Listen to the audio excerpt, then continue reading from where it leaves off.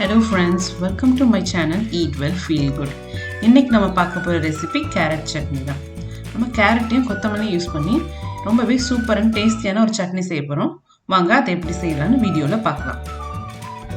Carrot chutney செய்யறதுக்கு first ஒரு pan heat பண்ணிக்கோங்க.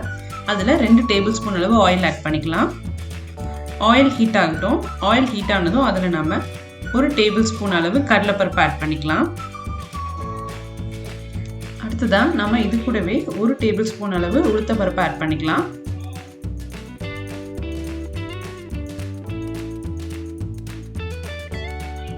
நெக்ஸ்ட் இது கூடவே 2 பூண்டு பல் ஆட் பண்ணிக்கலாம்.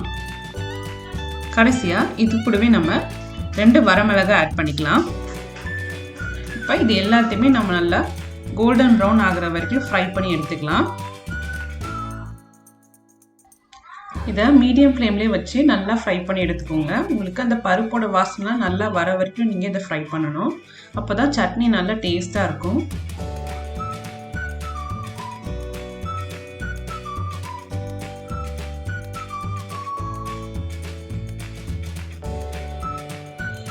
பருப்பெல்லாம் நல்லா ஃப்ரை ஆகிடுச்சு. இந்த டைமில் நம்ம ஒரு மீடியம் சைஸ் தக்காளி ஆட் பண்ணிக்கலாம். இது சட்னிக்கு புளிப்பு டேஸ்ட் தரத்துக்காக ஆட் பண்ணியிருக்கோம். கேரட் ரொம்ப ஸ்வீட்டாக இருக்கும். ஸோ அதில் கொஞ்சம் புளிப்பு டேஸ்ட் வரதுக்காக நம்ம தக்காளி ஆட் பண்ணியிருக்கோம். இதையும் நம்ம நல்லா சாஃப்ட் ஆகிற வரைக்கும் ஃப்ரை பண்ணி எடுத்துக்கலாம்.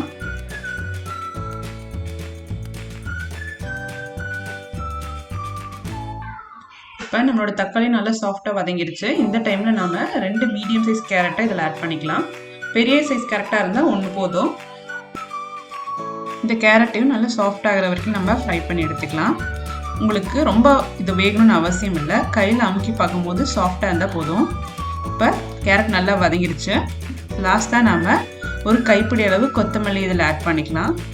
இந்த கொத்தமல்லியும் நம்ம லேசாக வதக்கிட்டு இதை அரைச்சி எடுத்துடலாம். நம்மளோட சட்னி ரெடி ஆயிரும்.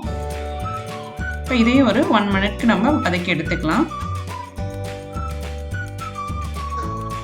நம்ம நார்மலாக தேங்காய் சட்னி தக்காளி சட்னி செய்கிறதுக்கு இந்த மாதிரி கேரட் சட்னி டிஃப்ரெண்ட்டாக செஞ்சு கொடுத்தா எல்லாருமே ரொம்ப விரும்பி சாப்பிடுவாங்க.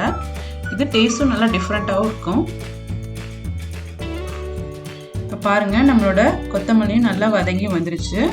இதை நம்ம அடுப்பை ஆஃப் பண்ணிவிட்டு நல்லா ஆறுனதுக்கப்புறமா மிக்ஸி ஜாரில் இது கூட தேவையான அளவு உப்பு ஆட் பண்ணி அரைச்சி எடுத்துக்கலாம். ரொம்ப தண்ணி விட்டு அரைக்கக்கூடாது.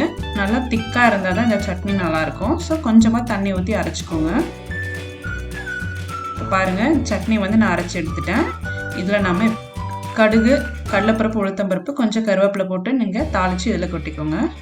நல்லா டேஸ்டியாக இருக்கும். அவ்வளோதான் ஃப்ரெண்ட்ஸ், நம்மளோட சூப்பரான கேரட் சட்னி ரெடி ஆகிடுச்சு. இந்த சட்னியை நீங்கள் கண்டிப்பாக ட்ரை பண்ணி பாருங்கள். ட்ரை பண்ணிவிட்டு எப்படி இருந்துச்சுன்னு எனக்கு கமெண்ட்டில் சொல்லுங்கள். இந்த ரெசிபி உங்கள் எல்லாருக்கும் பிடிச்சிருந்துச்சுன்னா இந்த சேனலுக்கு லைக் அண்ட் சப்ஸ்கிரைப் பண்ணுங்கள்.